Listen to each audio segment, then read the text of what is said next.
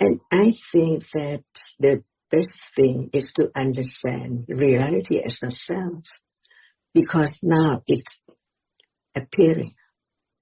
For example, is there seeing right now? How many moments of seeing? Can only one single reality be directly experienced? Impossible.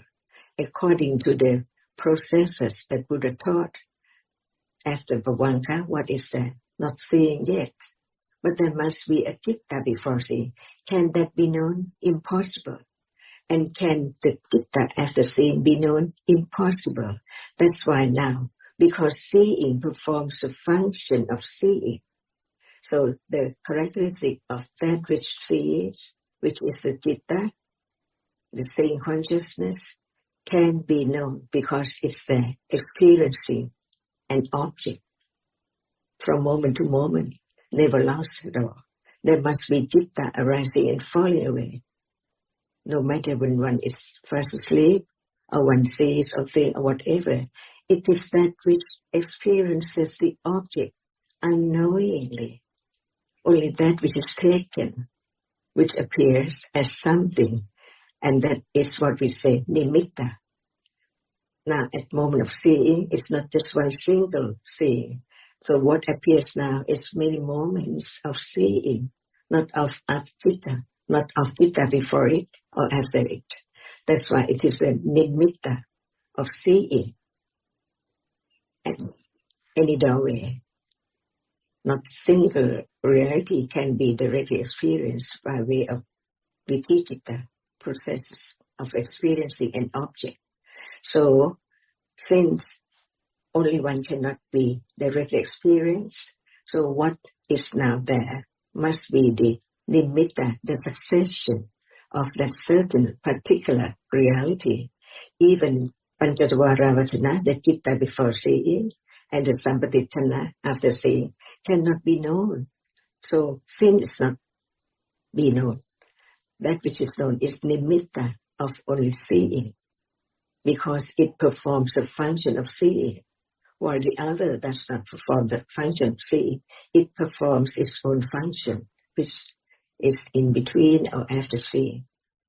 That's why so many realities are in between processes, and there must be bhavanka in between. That's why everything which now experience so very short, because it appears only in one process. And after that, it is bhavanka. But it's so very, very rapidly that what is known is just seeing, hearing, smelling, tasting, touching.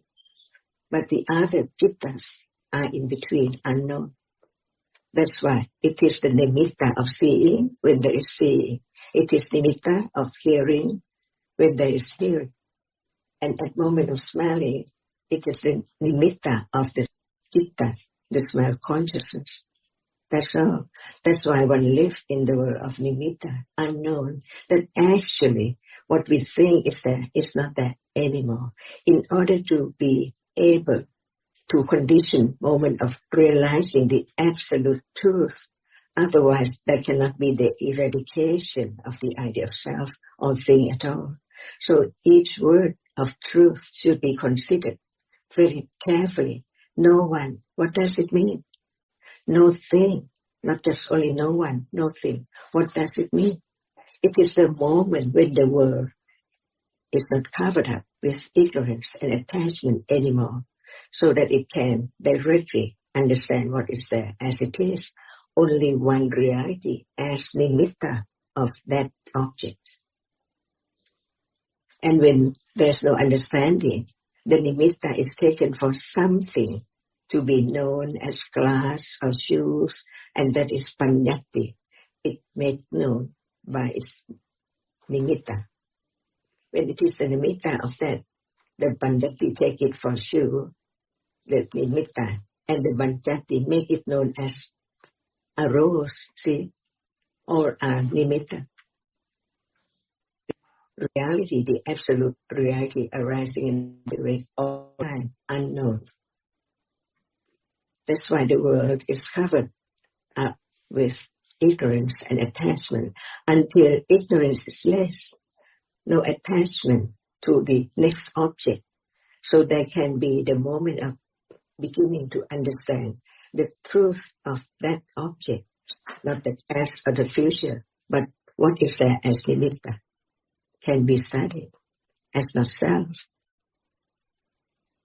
until the world is lost. Because what we take for the world is that which is conditioned to arise and falls away in succession so rapidly that it appears as nimitta, and paññatti make it known as something all the time, like eye, the shape of tower, or whatever is there, by shape and form of the succession of the rapidity of that which arises and falls away in split seconds, all nimitta. But the truth is underneath, behind what appears is that which arises and falls away, cannot be arise again, cannot return, cannot be found, completely extinguished. But they're conditioned for the next one instantly all the time. Even the citta itself, after it has fallen away, it conditioned the next citta by way of anantara paccaya. So the citta which does not condition the next moment is only parinibbana of the arahata. That's why life has to go on, being born and die, and born again and die again, different ones, different moments, even in this life. How can it be I or anything?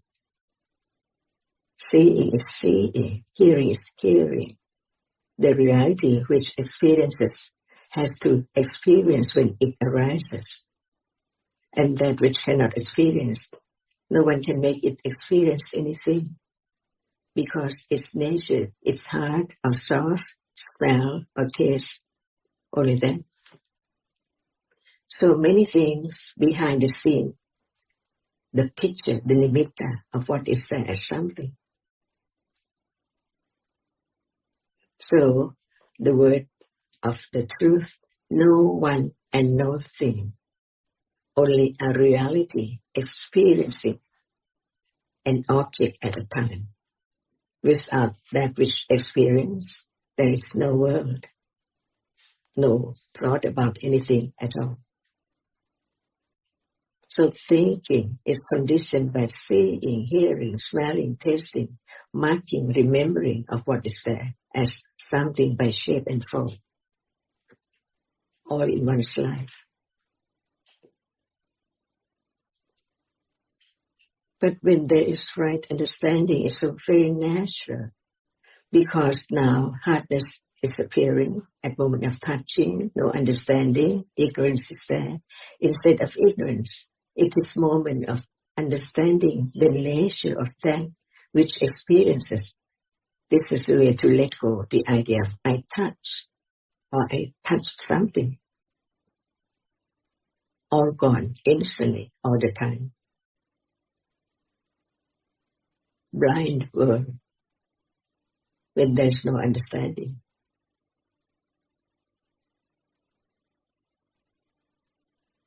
And what is the reason he's already gone by the time he's thinking about it? Now it's nimitta of seeing, of what is there appearing as something all the time. But the truth is that it cannot be anything without shape and form. And if there is only one single unit, can it be a towel, a shoe, the soap, or whatever is there? It can be broken up into just a very, very tiny atom, or what is there? Particle, arising and falling away. This is the truth, the absolute truth. Nobody can change the truth. There must be a reality.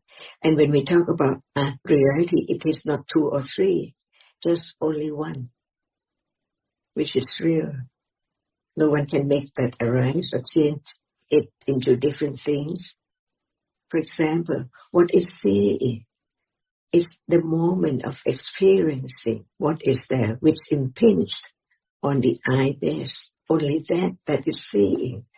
Can there be someone there? Can there be anything there? The absolute truth is that it's only that which appears. It cannot be taken for the shape and form as something at all. Because in truth, without that which arises and falls away so rapidly, there cannot be anything at all. But the truth of what is there is, since whatever is real arises and falls away in split second, so very rapidly, that what is left is the succession of that which arises and falls away in succession. And when it is what appears to the seeing, it's something with shape and form. But the truth is that, how come the shape and form of that, without seeing just a particle, which are there together with many moments to form up the idea of shape and form as something, as panyati. It makes known as something because of its nimitta. And nimitta is nimitta of a reality, and further on is the nimitta of a thing to be known. And at moment of knowing, no matter in words or not in words, as something is nimitta. That's why we take whatever is there as something. A leaf, say a leaf, a rose, a grain of rice, see, all are that which is seen as nimitta. In truth, just very short, very, very subtle reality arising and falling away all the time.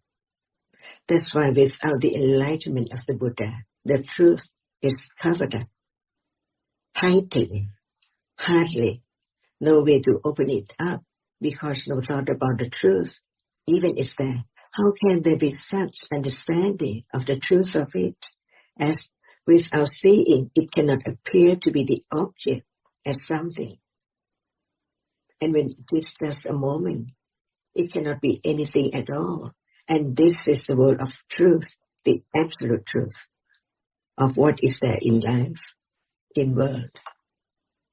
That's why thinking, considering about the truth, how far it is from this moment of understanding what is there. Because actually, there is no one and nothing at all, no world.